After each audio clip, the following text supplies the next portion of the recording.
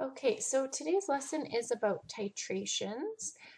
So we already know a little bit about titrations because we did a titration back closer to the beginning of the semester.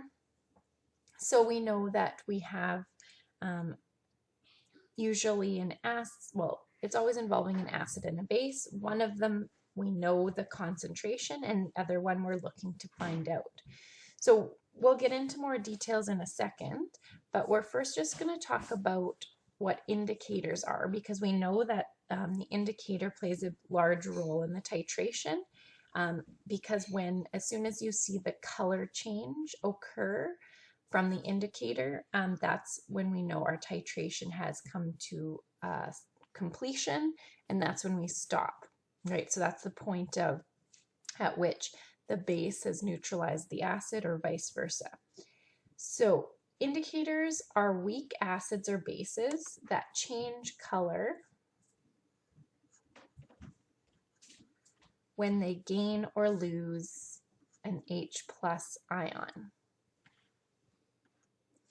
So an example is phenolphthalein. This is the one you used for your titration, and it's a very common indicator that you've seen before, and it changes from colorless to pink when the pH rises above 8. Okay, so therefore it's colorless in an acid, and it's a very, very bright pink, almost like fuchsia color in a base. So the general reaction for an indicator is this HIN. So the H is like the H+ ion. Okay, so IN just represents indicator, so it could be any indicator. So here we're saying an indicator could be a weak acid or a weak base. So when it's looking like this, that would be when it's a weak acid. So it all just depends on the indicator. So it's in the acid form. And it would be represented like this, IN negative, if it's the base form.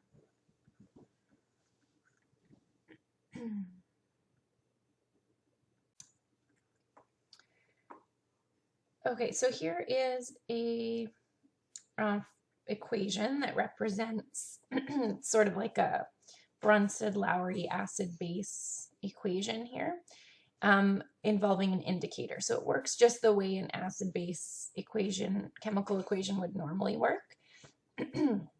So here is the indicator in its acid form. It's going to donate an H+ over here. So we'll call this acid. Water would be acting as the base. Okay, so therefore, when this shift occurs, or sorry, when this hydrogen jumps over here, then your products would end up being the hydronium ion. Okay, so this would become your conjugate acid. And when this guy loses a hydrogen, this would be your conjugate base. So this is the indicator in its base form. This is the indicator in its acid form, and that's how that all takes place. So if you're adding acid, that's going to add hydronium, or you could think of it as H+ ions to the solution, and it's going to shift the reaction to the left. Okay, so if you have more of this positive ion, you're going to shift this way, right, to use up that excess hydronium ion or hydrogen ion. Okay, if you're adding a base, you're removing the H+ or the hydronium ion, because bases accept protons. So you're removing that from the solution. So because you're removing that, you want to shift to produce more, right? So you're going to shift to the right.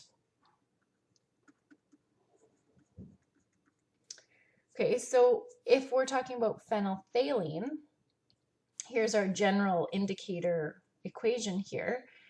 On the acid side, it's colorless, right? So if you're adding acid, you're shifting the reaction to the left toward the colorless side.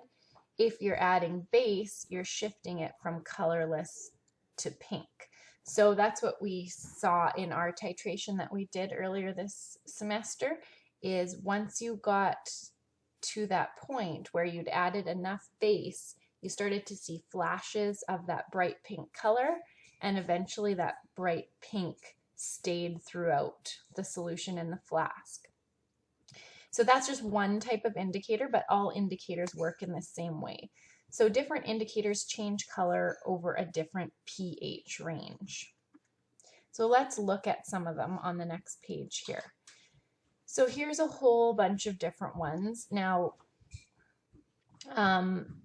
I would not expect you to know all of these, and in fact we're only going to zone in on a couple of the most common. So if we skip down, here's phenolphthalein here. It says colorless to pink, and this is the pH range that it changes color. Okay, so from 8.3 to 10. So I'm just going to circle phenolphthalein. Okay, another one that would be commonly used in a titration would be bromothymol blue. Okay, bromothymol blue changes yellow to blue in this pH range, 6 to 7.6.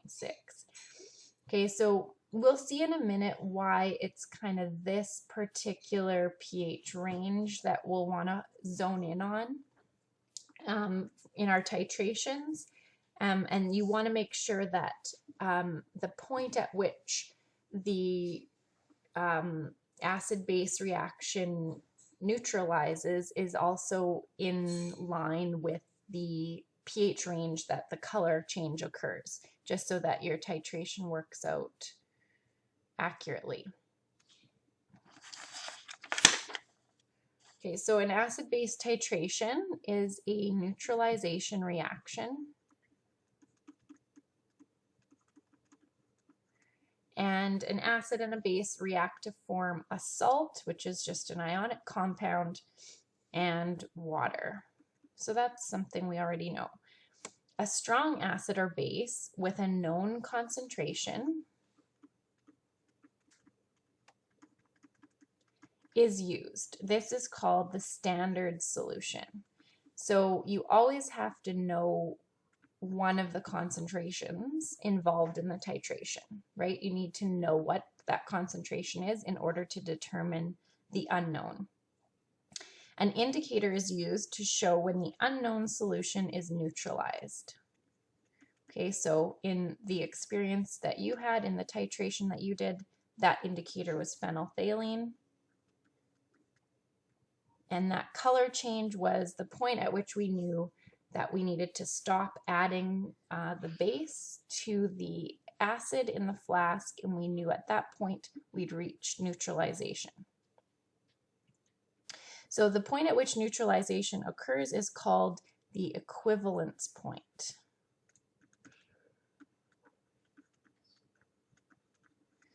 And the point at which the indicator changes color is called the end point. Okay, so this is where you would stop the titration.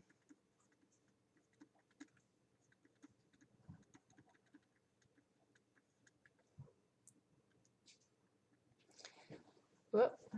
Okay, so an indicator is chosen so that the end point is very close to the equivalence point for the reaction. So you want to make sure that when let's say we're adding base to an acid, when that base neutralizes the acid, you want to make sure that the pH range lines up with the pH range where you're going to see a color change for that indicator. So we'll take a look at that here on the graph in a minute. So at this equivalence point, your total moles of acid are equal to your total moles of base. So we're going to just look at the titration of a strong acid with a strong base. Okay, so a titration of a strong acid with a strong base. So you'll notice there's this link to an animation. This link doesn't work anymore, but I included in the Edmodo post a video that shows an animation, and it's showing, okay, so we've got a flask, okay, and in that flask, what we have is a strong acid,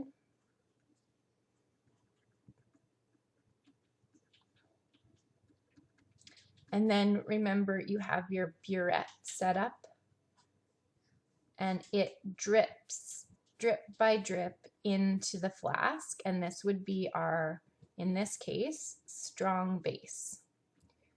Okay, so this could be like hydrochloric acid, and this could be sodium hydroxide, for example. Okay, and the animation or video shows titrating this particular combination. And then it shows the resulting titration curve. So after I go through this curve with you and what it means, it would be a good idea to pause my video and just check that one out, just for further like visual understanding of what's happening. So how I can tell, so if you were to just be given a titration curve and you weren't told what it, like whether it was, what it was between, you know, which two types of substances were involved, you can always look where the curve starts. Now on your y-axis, this is pH, and on the x-axis is volume, and in this case it is sodium hydroxide, so volume of the base, okay? So basically imagine you, or I mean, you don't necessarily have to imagine, but I'll just add to our drawing here. There is a pH meter in the acid, okay? pH meter. So it's recording the pH throughout the titration. So when you first start the titration, the pH is at 1, okay? So that's how I know what's in the flask and what's being dripped in, okay? So if the pH meter is always being recorded in the flask, I know I'm starting off with an acid, and not just any acid. If its pH is 1, it's a strong acid. Okay, so the pH meter is recording a pH of 1. So as you start to drip the base in, drip by drip, notice the pH slowly rises, okay? And this isn't time, this is the volume of the base that you're adding, right? So as you add more volume, your pH rises. So your pH is rising pretty slowly here at first. So it's just, as you know, you have to add almost 25 milliliters before you see any big change in pH. You're only rising from a pH of 1 to about a pH of 2. Then all of a sudden, you get this dramatic increase in pH. So this would be, as you start to slope upward here, this would be where you're starting to see your flashes of pink, right? And then all of a sudden, we make this dramatic shift from acid to base. So this is where we've reached that neutralization point, and we see this vertical portion on this graph.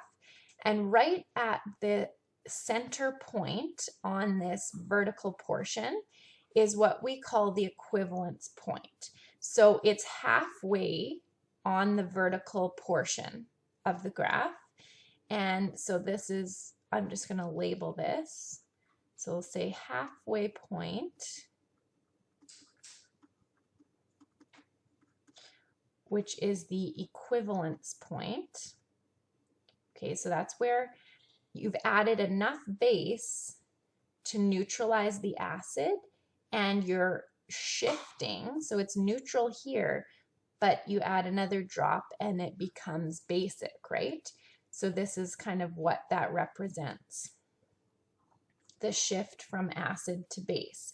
So as you're doing your titration, you want to make sure you stop within this range here, stop adding base, because if you continue to add base, then you can see you're going to overshoot the titration, like the end point.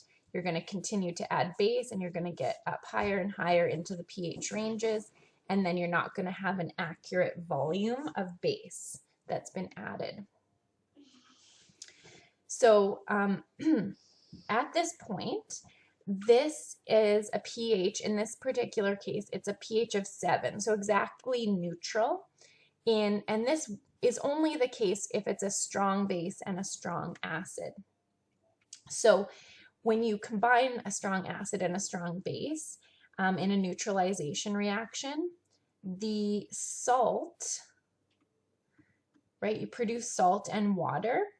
Well, water has a pH of 7. We already know that. So the salt must also have a pH of 7, because both products then are giving you that pH, right? Because now you're going to have those products in your flask here. So pH of 7.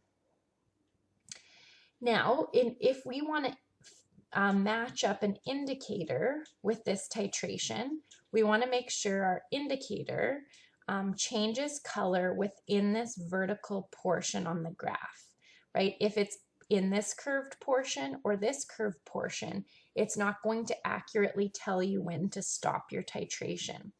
So phenolphthalein, if you excuse me, remember from the previous chart we looked at, changes from colorless to pink in a pH range from 8.3, so that's about here, to 10, which is about here.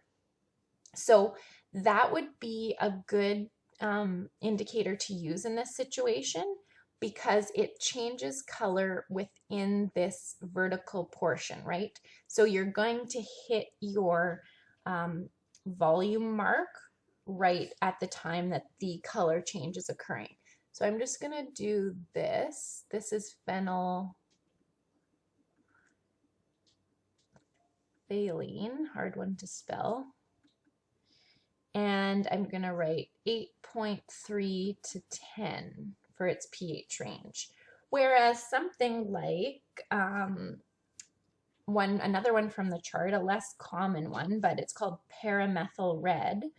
Its range is 1, so that's down here, 1 to 3. Well, that would not be a good one to use because we're starting at a pH of 1. So your color change is going to occur. It could occur anywhere in here, and that's not going to be an accurate reflection of the amount of base needed to neutralize that acid. So you wouldn't want to choose something whose color change occurs down here. It would change much too soon, and then you'd end your titration long before you should. So that's paramethyl red, 1 to 3. So maybe we should say not a good choice.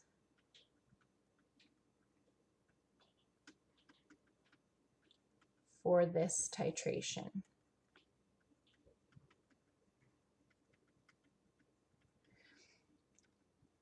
Okay, so the pH at the equivalence point, which is exactly halfway in that vertical section, is exactly 7. Okay, it's not always going to be 7 at the equivalence point, but it is for a strong acid and a strong base. So the pH we already saw changes dramatically with only a few drops near the equivalence point. And you've experienced this. You probably, in your first titration you ever did, the first trial, most groups overshot this equivalence point a little bit because that color change, it's just so finicky. You have to be very, very careful because all of a sudden you can go from just the flashes of pink to a bright pink. If you're adding too many drops at a time, it's very easy to add too much base and you miss this delicate balance here. So at first the pH is very low.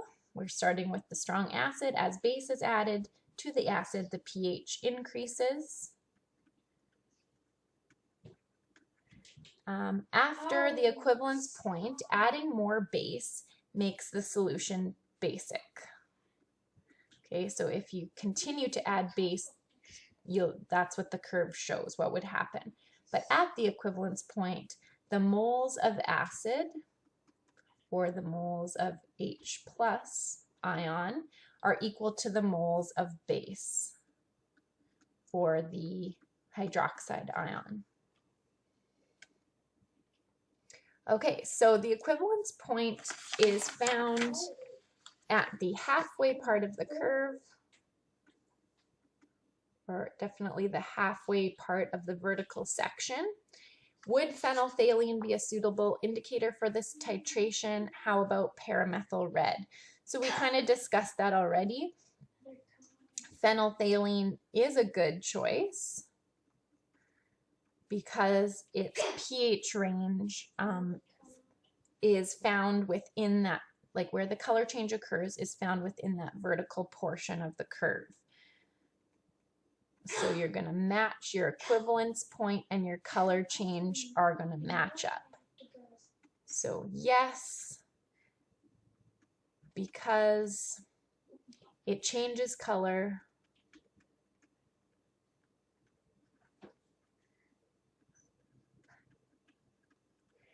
along the vertical point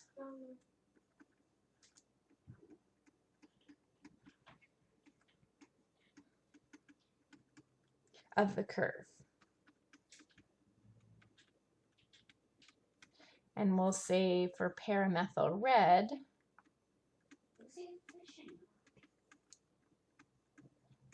we'll say no, because color changes too soon.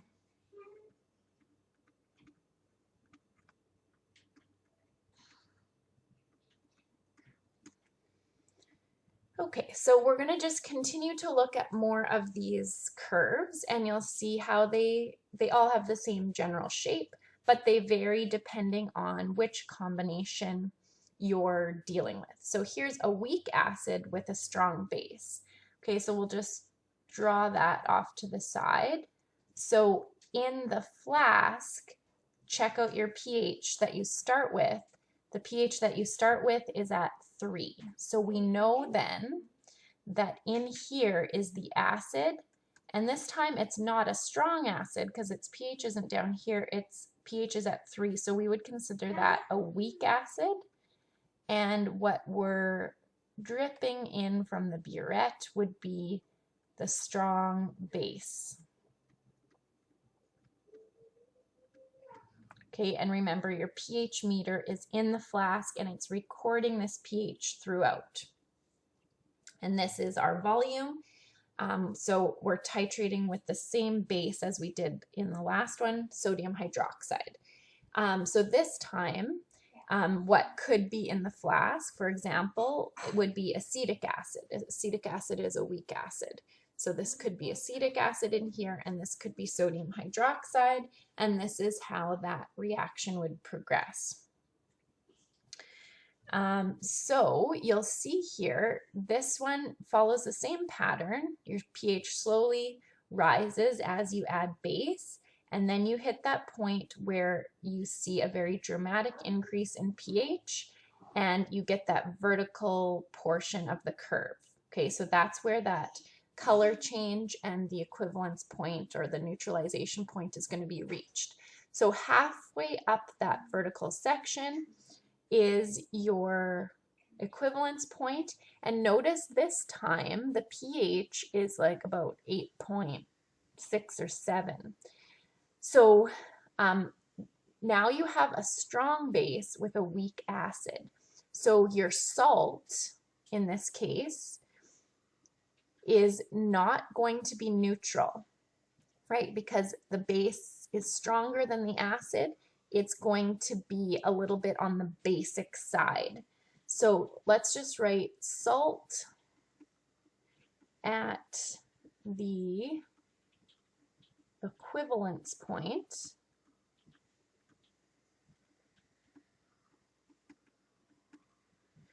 is a weak base. Okay, and we know it's the salt that gives the pH because the other product is water and water is neutral. Okay, so let's just also make a little note that you can always tell by looking at the starting pH what you're dealing with. So this would be a weak acid. Okay, so we'll just go down to the description. The pH at the equivalence point is greater than 7, so above the neutral point, so in the basic range. And this is because the salt produced by a weak acid and a strong base is slightly basic. So at neutralization, the solution is slightly basic. A suitable indicator would have a pH range, like where its color changes, between 7 and 10. So let's just look here. So you want that color change to happen in this vertical section. So you want your color change to happen in there. Okay, so you'd have to look back at your indicators, something that changes within that range. Well, you don't want to pick bromothymol blue because it could start changing color at 6, which would be too early. So you want to, most likely then, all of these ones in here would change too soon. So probably the only one that would work here would be phenolphthalein because it changes it within the right pH range. Okay, where are we here? The pH at the start of the titration is higher than the strong acid, strong base one, which would be a better indicator for this type of titration, phenolphthalein or bromothymol blue. But we kind of just answered that. It would be phenolphthalein because bromothymol blue changes color too soon.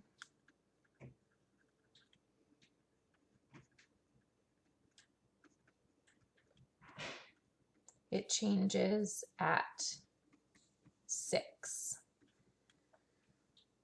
Okay, let's look at a couple more. We're almost done here. Now we have a weak base with a strong acid.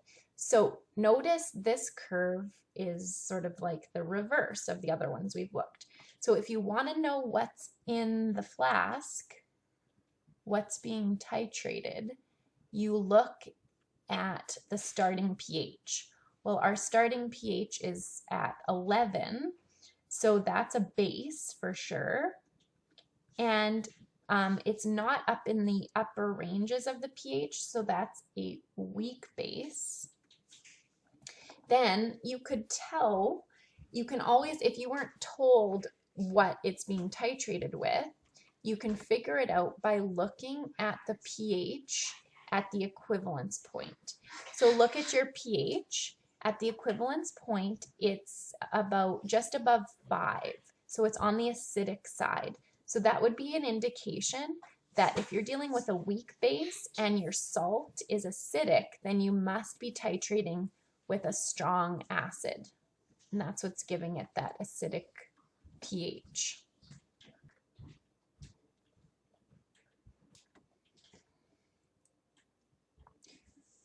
Okay, so let's just mark on here at our equivalence point, so where our point of neutralization, we can see our pH, like we said already, is just above 5. So we'll say salt at equivalence point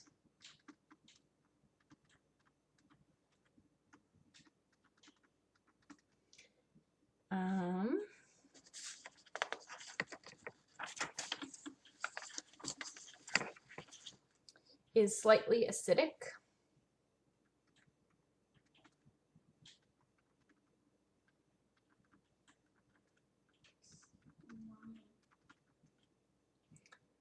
Okay, and also from these titration curves, you can determine the volume of base that had to be added to titrate.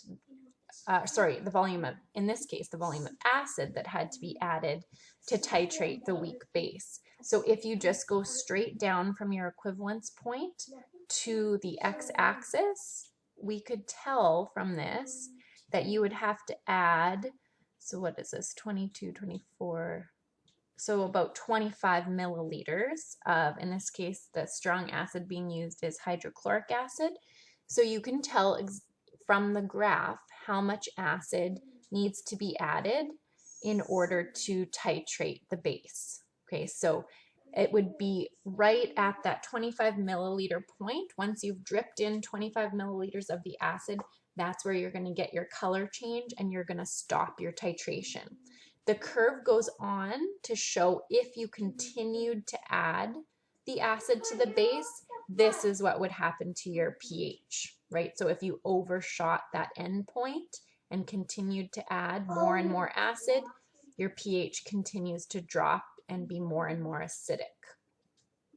So the pH in this case at the equivalence point is less than 7. This is because the salt formed from a strong acid and a weak base is acidic or slightly acidic. The pH starts high because the starting solution is a base. And as the acid is added, the pH decreases. So would phenolphthalein be a good indicator for this titration? How about bromothymol blue? Well, let's look at that vertical portion. Our pH range that we want to target is about 7, between about just above, so say like 3.5 to about 7.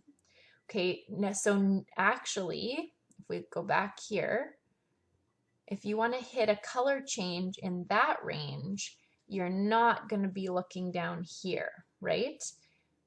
These guys are changing color starting at pH of 6 and phenolphthalein a pH of 8.3, and we're looking to hit a range between 3 and 7. So you'd want to be finding something up in here for your color change. So one of these would be a more appropriate indicator to use in that case. So I'm just going to say you always want to look to the higher number in the indicator's pH range when you're trying to decide if it's appropriate or not.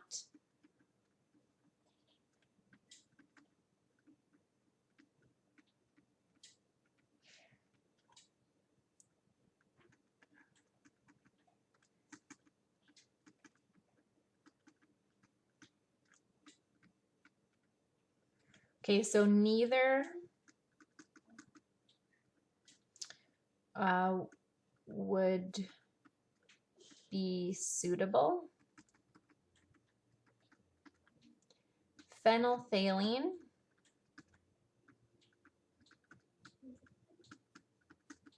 would change too soon.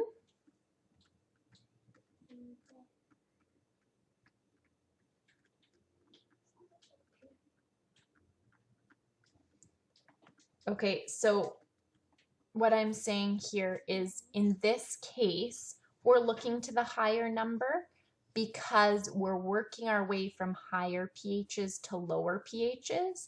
In the previous examples, we'd be looking to the lower number in the range, right? Because we're starting in our lower pHs and working towards the higher ones, right? Our curve goes the other way. So in our past examples, when you're deciding which indicator is the most appropriate when we're titrating an acid, then you want to look to the lower pH range of the color change. Here, well, phenolphthalein can change color in this range here. So this is completely like not within this neutralization situation, right? It's going to be happening almost right away. And at the earliest point, it could change at a pH of 10. Okay, whereas bromothymol blue, its range is 6 to 7.6. So 7.6 also would, like, if it changed at 6, that would work, but it could change at 7.6, which is not within this vertical portion. So you want to find something that fits into this range in here.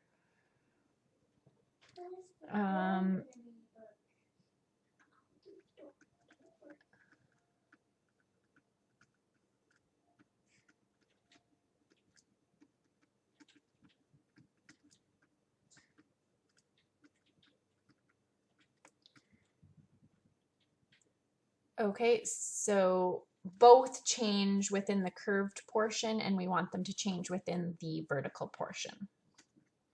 Okay, so last one we're going to look at, describe the type of titration. So what are we dealing with? Strong acid, weak acid, strong base, weak base, what's titrating what?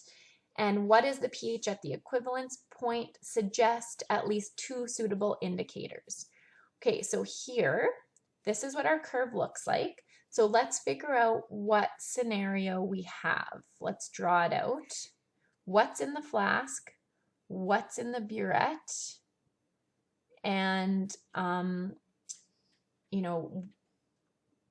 what is going to be the pH at that neutralization or equivalence point. So if we look at our pHs here, okay, so our pH is getting close to 3. It's about 2.5 to start with.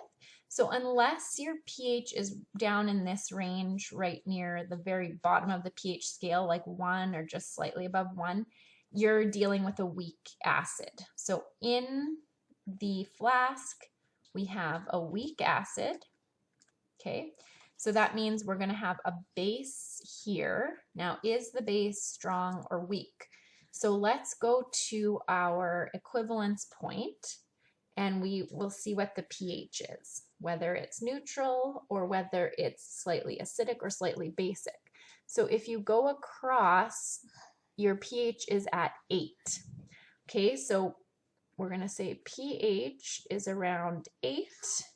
So the salt that forms from the neutralization reaction then is basic.